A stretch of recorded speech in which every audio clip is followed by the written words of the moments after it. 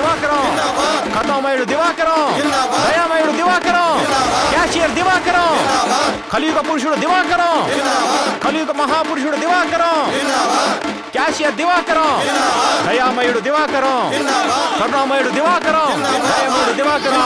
ఏంటి మనోడా, ఏంటి సంగతి? బ్యాంక్ క్యాషియర్ అందరికి డబ్బిస్తున్నాడు. పదండి. ఇదిగో వెంకీ, ఎవరే దివాకరం? మన బ్యాంక్ క్యాషియర్ అందరికి డబ్బు ఇస్తున్నాడు. మాకు ఇస్తారా? కరుణామయుడు దివాకరం. అంతగా పోడుతారు. అసలు ఏం చేశాడు? అంతా ఆయనే చేశాడు. ఉండవా, అంతా అతను చేశాడు అంటారు. అసలు ఏం చేశాడు? అసలు ఆయన ఏం చేశారో చెప్తే మీలో ఒక్కడు కూడా ఇక్కడ ఉండడు.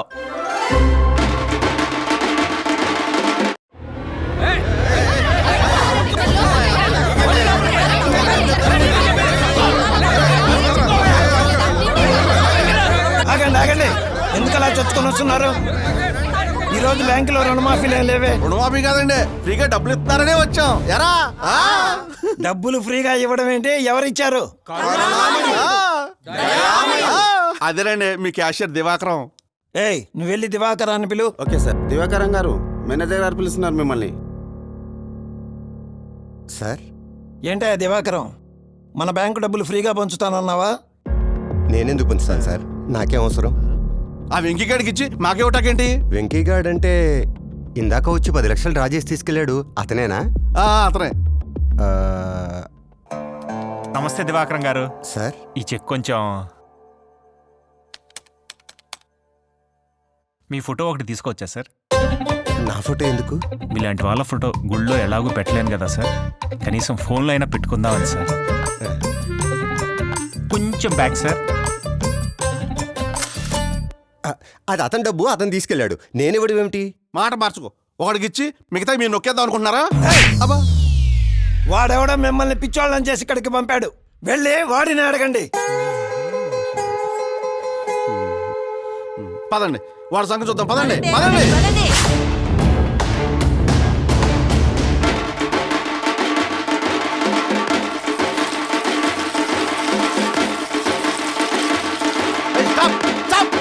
What hell is going on here? బుద్ధుందా? వాడేమో దేవుడా లీడరా? వాడికి చింత మొదలు కొడుతున్నారు. రే, నీ డబ్బులు నీకు ఇచ్చినోడికి పాలాభిషేకం చేస్తావా? సిగ్గుందా నీకు?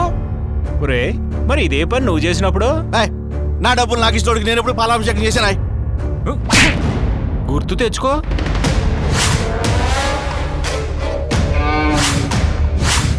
వైఎస్ఆర్ ఆటో నేస్తామని ఆటో డ్రైవర్ల అకౌంట్లో 10,000 వేసాడన్నారు కదా, అవేమైనా సాక్షి మీడియా అమ్మేసి ఇచ్చిన డబ్బులరా?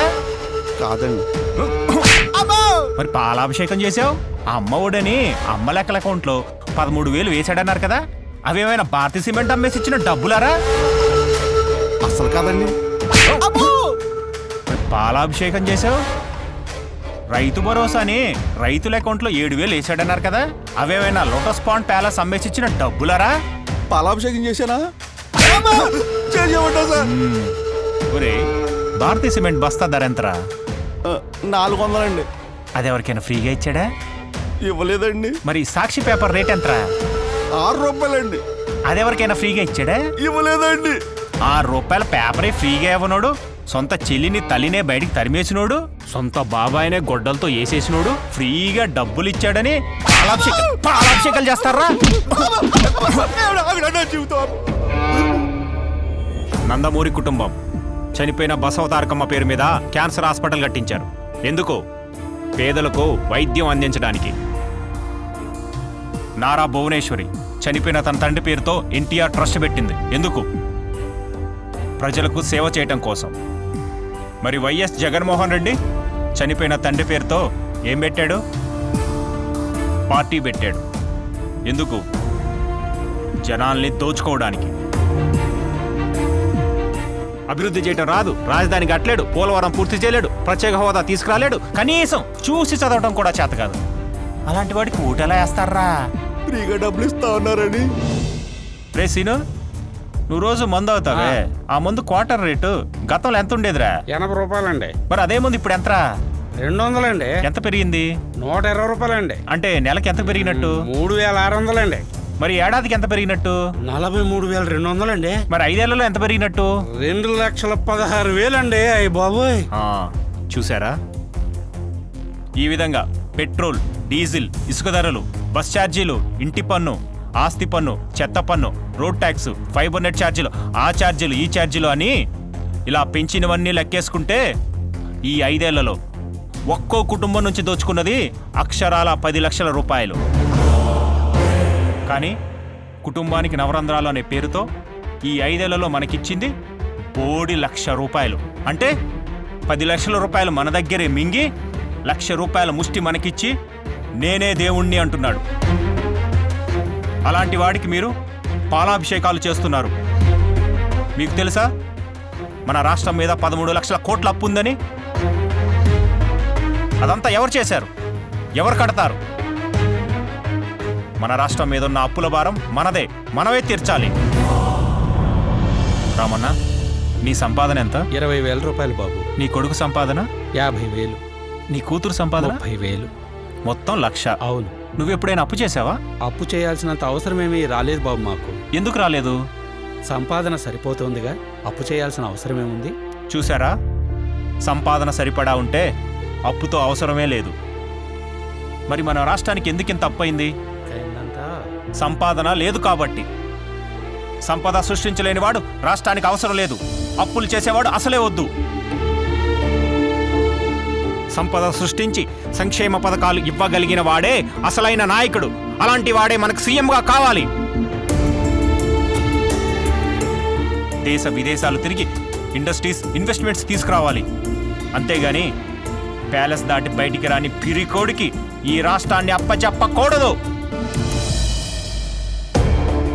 వీడికి కియాలో ఉద్యోగం, సంవత్సరానికి 10 లక్షల జీతం.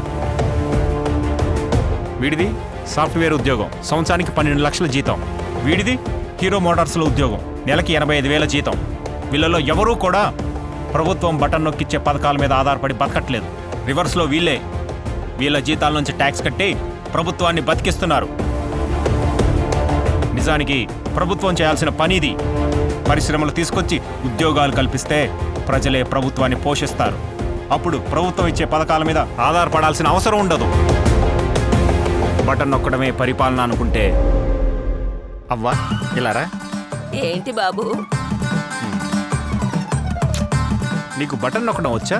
బాగా నొక్కుతా బాబు. విన్నారుగా, ఈ మాత్రం బటన్ నొక్కడానికి ఈ బామ్మ చాలదా? దీనికి ముఖ్యమంత్రి అనేవాడు ఒకడు కావాలా? ఆలోచించుకోండి. గోడలకు రంగులు వేసేవాడు కావాలో, మన జీవితాల్ని రంగులమయం చేసేవాడు కావాలో మీరే నిర్ణయించుకోండి. బాబు రావాలి, మన బ్రతుకులు మారాలి. బాబు రావాలి, మన బ్రతుకులు మారాలి.